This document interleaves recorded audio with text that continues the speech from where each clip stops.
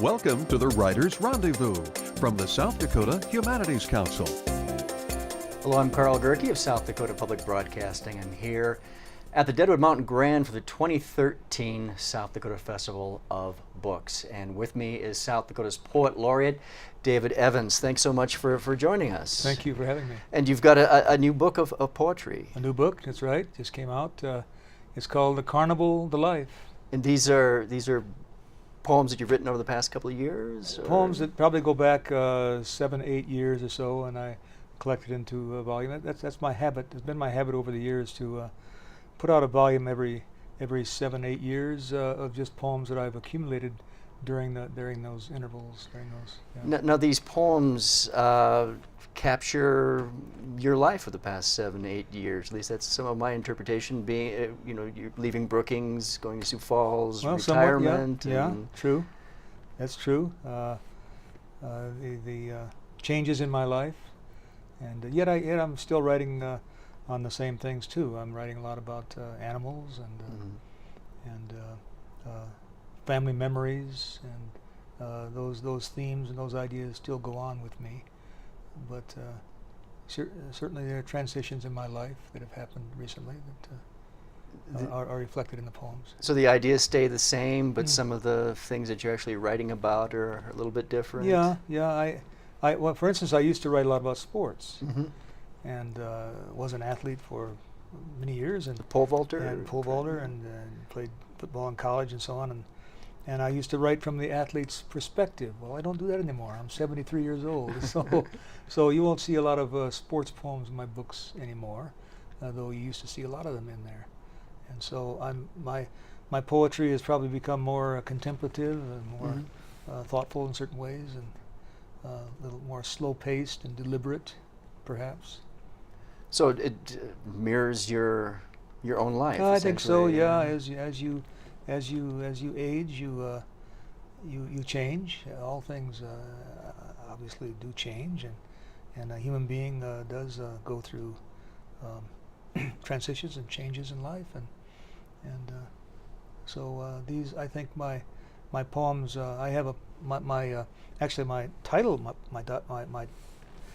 my book, The Carnival, the Life, comes from a memory of being on a roller coaster in Okoboji, Iowa at the age of 17, when we used to go there from Sioux City, my friends and I, and ride that crazy wooden monster, and the idea of going up to the top and then coming down, and the sense of having to let go because you could not prevent yourself from falling straight down, and you had no power over it.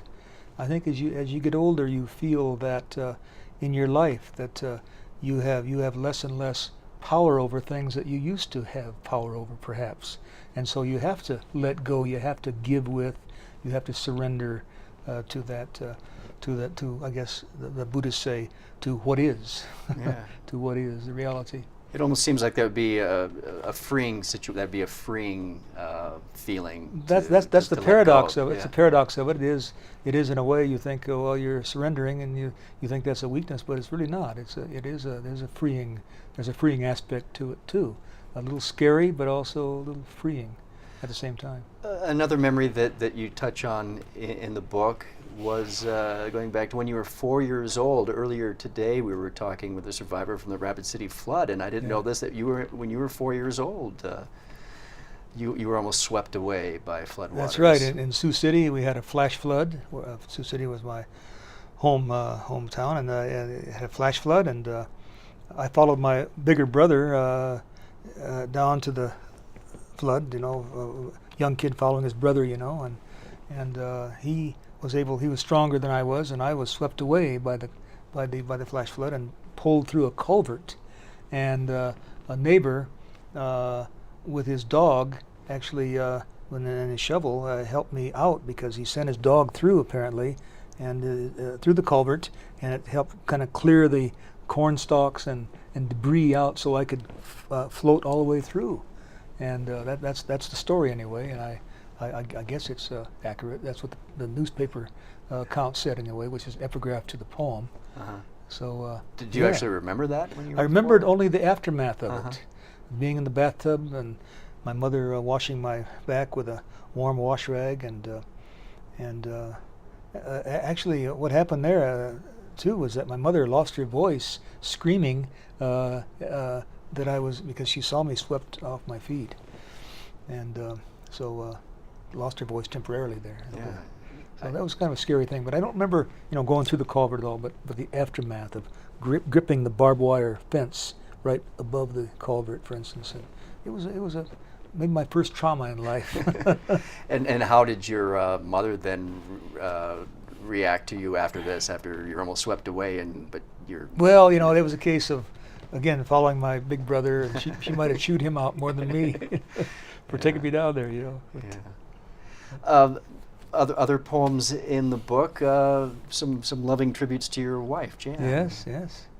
Remembering back when we started going together in my and her mid-teens, and I was 15 years old. She was 14 when we started, as they said, going steady back in the 50s, and we got married.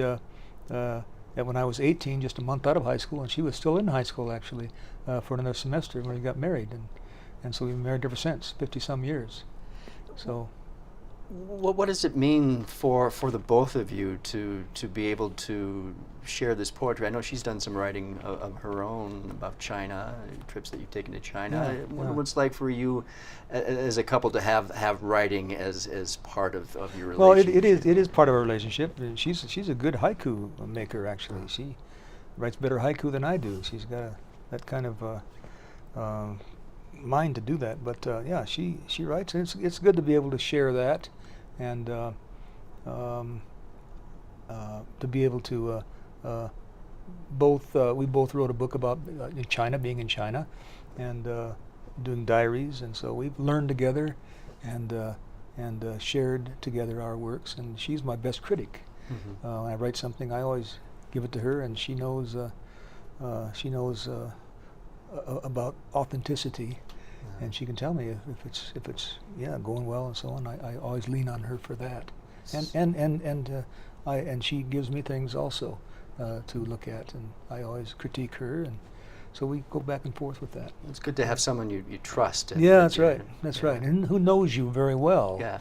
That's a person who knows the memories and knows you, and they can be very helpful to you as a writer. Maybe knows when you're not being honest, or That's maybe right. some phony Exactly. coming through there. Exactly. Yeah.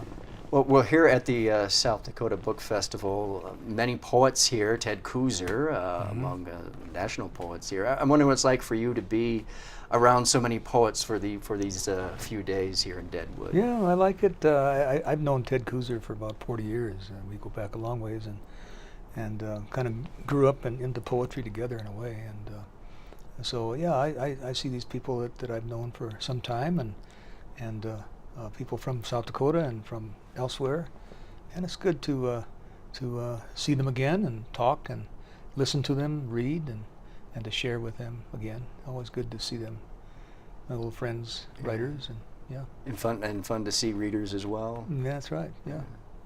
And my grandson is a poet now, and he's working on a Master of Fine Arts in Poetry, and he got up and read at the Poetry Society open mic, and so he's 24 or so, and so he's a young poet, and he's developing, and watching him, and it's good to see that too. Did you inspire him in any way? Well, I hope so. I've given him a lot of books over the years, and read a lot of poetry to him, and stories as a boy, and so he took to it pretty easily, and he's a pretty good writer.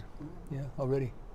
Well, David Evans, thanks so much for taking the time to stop by and talk with us. Well, thank you very much for having me. Writers Rendezvous is a production of SDPB.